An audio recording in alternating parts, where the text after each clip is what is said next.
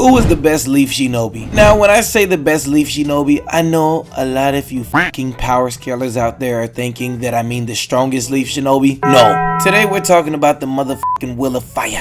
Who really held the leaf down? Who was the best example of a leaf shinobi? As a matter of fact, it doesn't even have to be a shinobi. It could be fucking Ichiraku for all I care. Let's just go ahead and get into the video. Now, when I first thought about doing this video, I was afraid that it would turn into a who was the best Hokage video, because obviously the Hokages had to have done a lot for the village before stepping into office in order to even be chosen, and they had to be good examples of leaf shinobi. But then these motherfuckers came to mind. Two people who have also done a lot for the leaf, had strong wills of fire, and were model shinobi, but have never been Hokage. And then there's people like Danzo, who some people might feel like deserves to at least be talked about in this conversation. I don't know why. So let me get one thing out of the way. Danzo is a piece of trash. There's no denying that. But what a lot of people tend to say is that at the end of the day, he did everything he did for his village, meaning he at least had a strong will of fire. And I'm here to tell you this is complete, utter BS. Look, you can say the things he did was for the leaf, but it can also be said that he did these things because he is power hungry and jealous of the third. And to be honest, even if it is true that he was doing these things for the leaf, he is by far the most incompetent person in the show. Nothing he did worked out for the better, and some of what he did could have even ended up worse. So no, Danzo is nowhere near the best example of a leaf shinobi. And since that's the case, I might as well go ahead and say neither was the third Hokage. Yeah, the third was better than Danzo because at least he was willing to sacrifice himself, but the third just wasn't able to take care of threats, especially if those threats were someone he loved. Orochimaru and Danzo should have been smoked. Now that those two are out of the way, let's talk about Tsunade, Kakashi, and Jiraiya. All three of these people clearly have strong wills of fire, but when it comes down to comparing what they have done or sacrificed for the village, I just don't think they compare to the remaining Hokage and Itachi. Hashirama literally created the village and laid down the groundwork. Tobirama made the academy, the Chunin exams, the police force, and fought in 2 wars.